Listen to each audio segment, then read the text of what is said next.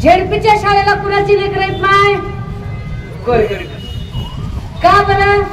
आपली ऐपत नाही चांगल्या शाळेत टाकायची आणि आमदार खासदारांची लेकरं झेडपीच्या शाळेत नाही ती का नाही? कारण झेडपीच्या शाळेला दर्जा नाही म्हणतात. पण झेडपीच्या शाळेला दर्जा नाही असं कुणी ठरवलं? तर सरकारने ठरवलं. मुळात जिल्हा परिषदेचा शिक्षक जीव तोडून शिकवतो. ज्या पद्धतीने इथे BSNL ची फोन लाईन बंद करून टाकली, BSNL चालत नाही, BSNL ची रेंज नाही असं म्हणून BSNL बंद करून टाकलं. असं म्हणून का? कारण त्यांना जिओ चालवायचा होता. कर लो दुनिया मुट्ठी में. हाँ, और उसके बेटे की शादी को आए दो 250 से 300 रुपए में घ्या रिचार्ज वाढवून. कर लो दुनिया मुट्ठी में. जिओचा रिचार्ज वाढवण्यासाठी, जिओचे कस्टमर वाढवण्यासाठी, आयडिया एअरटेलचे कस्टमर वाढवण्यासाठी BSNL तोट्यात दाखवलं. प्रायव्हेट ट्रॅव्हल्स बसेसचा धंदा वाढवण्यासाठी ST महामंडळ तोट्यात आणलं. तशाच खाजगी इंग्लिश स्कूल, हे पोद्दार इंटरनॅशनल स्कूल, आमचं स्कूल, धमकं स्कूल, या सगळ्या लोकांचे अक्षरशः यांची घरं भरण्यासाठी जिल्हा परिषदेच्या शाळा आणि शिक्षकांना कंगाल करायचं ठरवलं. जिल्हा परिषदांच्या शाळा कशा मोडीत निघतील पटभरतीचा खेळ दाखवत या शाळा बंद करायच्या ठरवल्या आणि शाळांचे ठेके द्यायला सुरू केले. ठेके कुणाला? ठेकेदाराला. रस्त्याचा ठेका असतो, नालीचा ठेका असतो, पुलाचा ठेका असतो, एखाद्या नदीच्या संरक्षण भिंतीचा ठेका असतो. शाळेचा ठेका कसा द्यायचा? ठेकेदाराला, गुत्तेदाराला. पण शाळा सुद्धा ठेकेदाराला द्यायला सुरुवात केली आणि ठेकेदाराला शाळा दिल्यावर नाशिक मधल्या एका ठेकेदाराने शाळेत काय केलं माहितीये का? शाळेत त्यानं लेकरी शिकवली नाही, त्यानं शाळेचं मैदान किरायाने द्यायला सुरुवात केली. मैदान दिलं कुणाला? गौतमी पाटला. चलो त्या ठिकाणी म्हणजे शिंदे सरकारचा निघाला गाडा, त्यानं महाराष्ट्रात केला राडा. होऊ दे राडा सगळीकडे. आपल्याला कुठं कळतंय आपण कशावर अडकून आहोत? आपले 1500 आले नाही आणि 500 आले नाही. माय मावळ कधी असा तरी विचार? एका महिन्याच्या आधी आपल्या बहिणीच्याच विरोधात उमेदवार उभा केला, त्या माणसानं लाडकी बहीण योजनेवर बोलायचं, ह्याला काय अर्थ आहे? आणि एवढी बहिणी बाळांची काळजी असेल तर बहिणीला 1500 रुपये नको, दाजीला चांगल्या शाळेची नोकरी द्या, दाजीला MIDCत नोकरी द्या, दाजीच्या लेकरांना शिक्षण द्या. दाजीचे लेकरं रानोमाळ चालले कुठं कुठं नोकरी नाही म्हणून त्यांना त्यांच्या गावात कामधंदा मिळेल अशी सोय द्या. ह्या ज्या आमच्या पोलीस भरती करणाऱ्या बहिणी आहेत ना, या पोलिसांची ड्युटी करणाऱ्या, 1 महिन्यापूर्वी पोलीस भरतीच्या आंदोलनासाठी मी स्वतः आझाद मैदानावर उपोषणाला बसले होते. तब्बल 1 लाखभर 2 लाख विद्यार्थ्यांचं नुकसान सरकारच्या गलथानपणामुळे झालं. 2 लाख लेकरं मैदानावर होती. ही काय बहिणीची लेकरं आहेत का दुश्मनाची लेकरं आहेत? मग बहिणीला 1500 देण्यापेक्षा बहिणीच्या लेकरांची काळजी का घेत नाही सरकार? यावर कधीतरी आपण विचार करावा ना की बहिणीच्या लेकरांचं काय? सरकारला फार बहिणींची काळजी आहे का? माया हो, तुम्ही सांगा, 1500 रुपयाची तुम्हाला गरज का पडते? का पडते? मालक धडधाकट कमवते, पण बरंच तिकडे कुठेतरी आहे का नाही? 800 पावशिरी 30 60 90 तिकडून झालं की पुन्हा एकाकट छक्का, दुरीकट सत्या, तिरीकट आट्या, चौकाकट नौका, त्याच्यात चाललं सगळं. जर एवढी काळजी असेल शिंदे फडणवीस पवार साहेबांना की या सगळ्या बहिणींचा कल्याण व्हावं, तर दारूचे धंदे बंद करून टाकावेत. दारूचे धंदे बंद केले की आमच्या माळमावल्या 1500 मागणार नाही, तर घर सुखी होतील. पण ह्याच्यावर काय बोलत नाही. अरे ह्याच्यावर बोललं पाहिजे. याच्यावर बोलायला का आपण? याच्यावर बोलत नाही. हे जास्त महत्वाचं आहे. हे जास्त महत्वाचं आहे. आम्हाला 1500 रुपये मागण्यापेक्षा जर त्यांची खरी नियत असेल तर आमच्या बायका बचत गट उभे करतील, काही करतील, पण यांच्या बचत गटांना मोठे विनातारण कर्ज द्या. त्या कर्जात त्यांचे धंदे उभे राहू द्या. त्यांना त्यांचे पैसे आहो 1500 तर ते तुम्हाला टॅक्सच्या स्वरूपात देतील ना. पण तेवढे कमवण्याची या सगळ्या बायकांची सगळ्यांची कुवत तयार झाली पाहिजे. पण आपल्या लक्षात येत नाही, कारण ते आपल्या लक्षात येऊच येत नाही.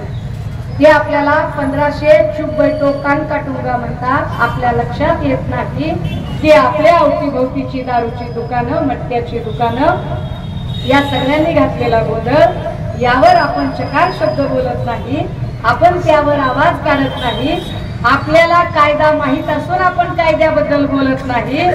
मग एखादा, आता मी त्याच्यावरती बोलणार नाही, मी अमित शहा यांच्यावरती फार व्यवस्थितपणे 3 तारखेला पुण्यात बोलणार आहे, त्यामुळे ते राखीव ठेवणार आहे. आता काहीच बोलणार नाही.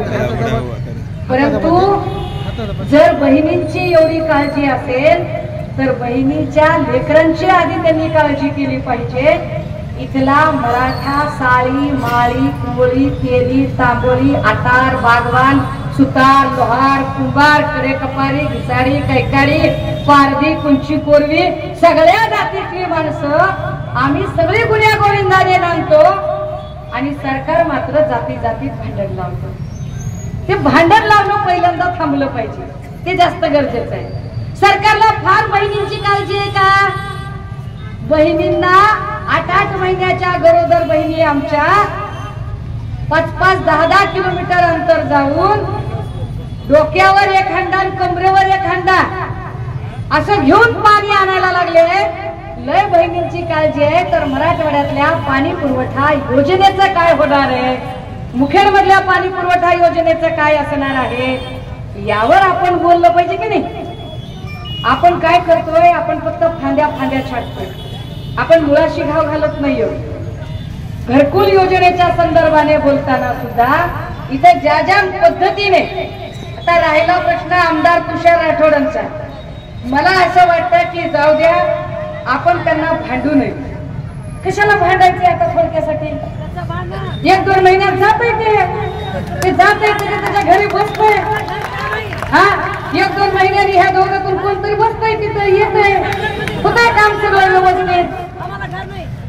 आता परिस्थिती अशी आहे की नांदेड जिल्ह्यामध्ये, लातूर जिल्ह्यामध्ये एकीकडे सरकार म्हणतं की आमच्या लाडक्या बहिणी आहेत, पण सरकारच्या लाडक्या बहिणी कोण?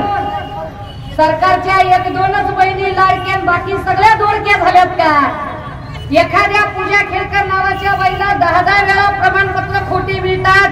अपंगाचं प्रमाणपत्र खोटं मिळतं, ओबीसीचं प्रमाणपत्र खोटं मिळतं, नॉन क्रिमिलियरचं खोटं प्रमाणपत्र मिळतं. 11 वेळा तिला अटेम्प्ट देता येतात. इथं तिला अवनत गटाचं प्रमाणपत्र देतात ते महाराष्ट्र सरकार, अर्थात शिंदे फडणवीस सरकार. तर तिथे युपीएससीने ऍक्शन घेतल्यावर सुद्धा पर्सनल ट्रेनिंग सेंटरचे जे भाग आहे, जो मोदीजींच्या अखत्यारीत येतो, ते तिला क्लिअरन्स देतात. म्हणजे मोदीजी आणि शिंदे साहेबांच्या लाडक्या बहिणी कोण आहेत बघा.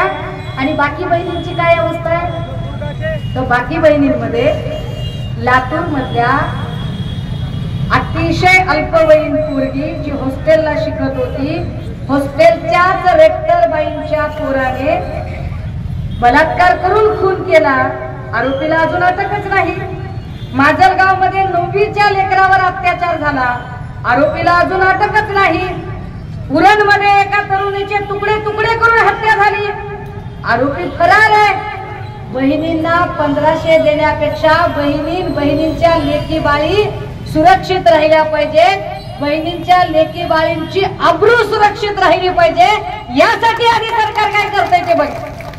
ते जास्त महत्वाचं आहे की आमच्या लेकी बाळींची अब्रू सुरक्षित राहिली पाहिजे. आपली अडचण अशी आहे की घरातून लेकरू जर शाळेला शिकायला गेलं तर शाळेतून ते घरी सुरक्षित येईल की नाही याची काळजी, आणि घरी आलं तर घर सुरक्षित राहील का नाही याची काळजी.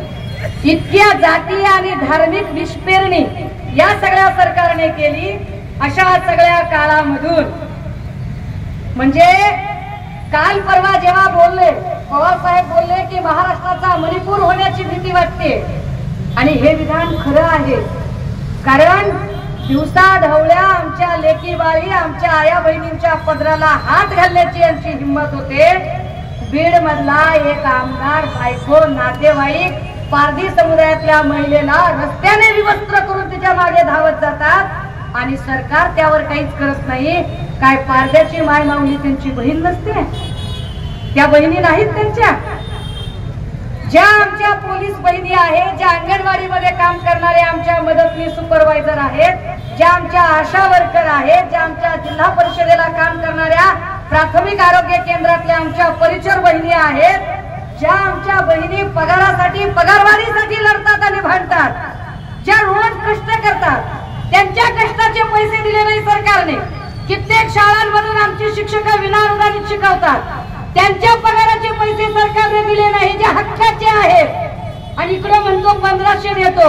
अरे या सगळ्या लोकांचे पगार दिले तर तुम्हाला गरजच नाही करण्याची, ते त्यांची कुटुंब सांभाळून येतील ना.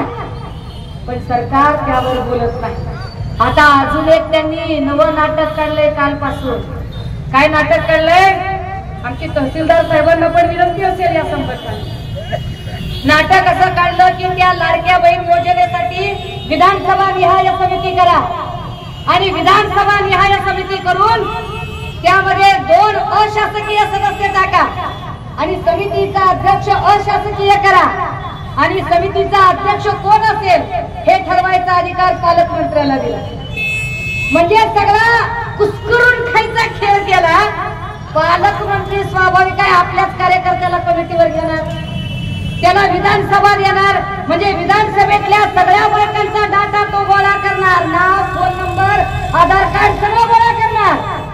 माया हो, हे 1500 योजनेचे नाही. हे 1500 तुम्हाला इलेक्शन मध्ये भूलथापा देऊन तुमचं मत एका अर्थाने विकत घेण्याचा प्रकार म्हणजे हे बहीण बहीण म्हणणं आहे. कारण मी जसं म्हटलं, बरं ते पुन्हा म्हणतात आता 65 वर्षाची बहीण आणि 65च्या पुढची ती बहीण नाही का? तुम्ही तुमच्या भावाकडे कधीतरी भाऊबीजेला गेला असताल, राखी पौर्णिमेला गेला असताल, भावानं जर तुम्हाला एकट्यालाच लुगडं घेतलं, नेसता का माय तुम्ही? काय म्हणता? तुला काय संधीसाठी वाटलं काय?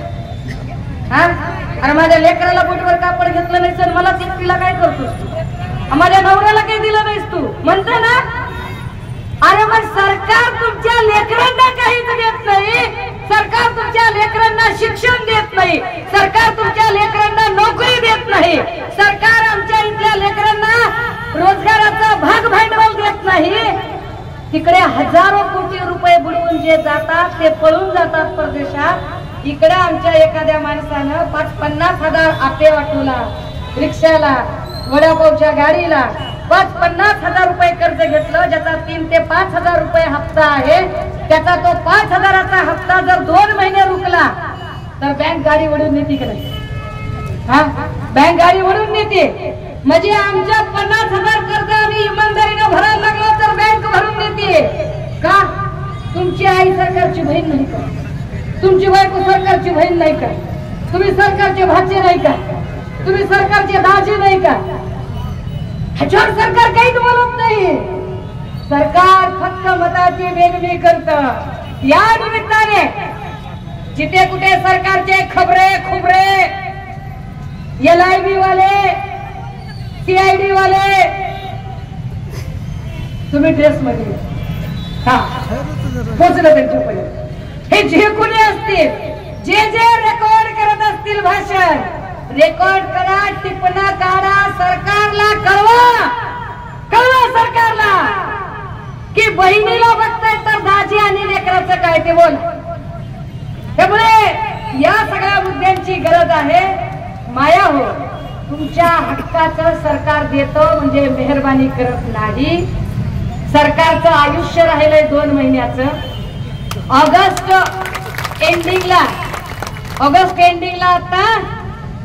एंडिंगला आचारसंहिता लागते. मी लोकसभेच्या वेळेला आल्यावरही म्हटलं होतं की 400 पारचा यांचा जुमला आहे. हे 300 पार सुद्धा करू शकत नाहीत, हे बहुमतापर्यंत जाऊ शकत नाहीत आणि महाराष्ट्रात तर हे 10चा आकडा पण गाठू शकत नाहीत। हे आपण लोकसभेच्या वेळेला सांगितलं होतं, परत आपण सांगतोय की इथं हे 50चा पण आकडा गाठू शकत नाहीत। आता सुद्धा जर हे आकडाच गाठू शकत नाही तर हे चॉकलेट कुणाला देतात? त्यापेक्षा तुम्हाला असं सातत्यानं मोर्चे काढण्यापेक्षा, उन्हातानात थांबण्यापेक्षा, या वयात नातवंडांसोबत घरी राहण्याऐवजी इथे रस्त्याने तुम्हाला येण्यापेक्षा तुमच्या घरी तुमच्या सेवा योजना जर पोहोचवायच्या असतील तर सरकार बदलणं जास्त गरजेचं आहे। आपण सगळ्या बाया आणि भाकर नाही उलटली की करपते बाय, तसं सरकार बी नाही बदललं ना तर जनता करपते। सरकार आता बदलायला लागते। आमच्या प्रशासकीय अधिकाऱ्यांवर काही राग असायचं कारणच नाही, मग ते पोलीस खात्यातले कर्मचारी असतील किंवा तहसील प्रशासनातले कर्मचारी असतील, कारण सरकार ज्या पद्धतीच्या स्कीम बनवतं त्या पद्धतीची अंमलबजावणी तुम्ही लोक करता। सरकार योग्य असेल तर कर्मचारी योग्य पद्धतीने काम करतात। You are just obeying, you are just implementing the order of your government. तुम्ही तुमच्या सरकारच्या फक्त ऑर्डर्सचं पालन करताय आणि म्हणून तुम्हाला चांगल्या गुड गव्हर्नन्सच्या ऑर्डर देण्यासाठी एक गुड गव्हर्नमेंट, एक चांगलं सरकार बनलं पाहिजे, यासाठी प्रयत्न करावे लागतील। तुर्तास आज मात्र आपण ज्या मुद्द्यासाठी एकत्रित जमलेलो आहोत त्यासाठी म्हणून तहसीलदार महोदयांना आम्ही म्हटलं की साहेब आम्ही एकट्याने तिकडे यायचं, तुमच्या सोबत तिथे तुमच्या कोरकेबिलला चहा घ्यायचा, या जनतेला कळतच नाही काय घडलंय काय नाही ते। त्यापेक्षा आमची तहसीलदार साहेबांना आणि प्रशासनाला विनंती असेल की इकडे या, जरा या लोकांचं म्हणणं समजून घ्या। आणि त्यांनी ठरवलं की होय आम्ही तुमचं म्हणणं ऐकायला येतोय, हे येतील लोहबंदे दादा आपल्या सगळ्यांच्या सोबत, हे सगळे जे काही अर्ज आहेत ते भरून घेतील आपल्या सगळ्यांना। पण एक लक्षात घ्या, सरकार असलं तरी आणि नसलं तरी इथे कामाला पडणारी माणसं कोण आहेत तेही समजून घ्या। कारण मी दशरथ लोहबंदे नावाच्या माणसाला गेली 20 वर्ष ओळखते की कुठल्याही पदाची अपेक्षा न करता सातत्याने मुखेड आणि मुखेड परिसरातले अनेक प्रश्न जे मार्गी लावतात अशा माणसांच्या सोबत आता उभं राहणं आणि ताकदीनं उभं राहणं हे गरजेचं आहे। आम्हाला आनंद आहे की शिवसेना उद्धव बाळासाहेब ठाकरे पक्षांचे निष्ठावंत शिलेदार म्हणून ते मुखेड परिसरात काम करत आहेत आणि येणाऱ्या काळात पक्षाच्या वतीने ते फार खंबीरपणे इथे नेतृत्व करतात। हॅलो, या ठिकाणी तालुका शिवसेनेच्या वतीने जिल्हा समन्वयक दशरथरावजी लोहबंदे साहेब, संतोषजी राठोड, शिवाजी गेडेवाड, रियाज शेख या सर्वांच्या वतीने सुषमाताई अंधारे यांना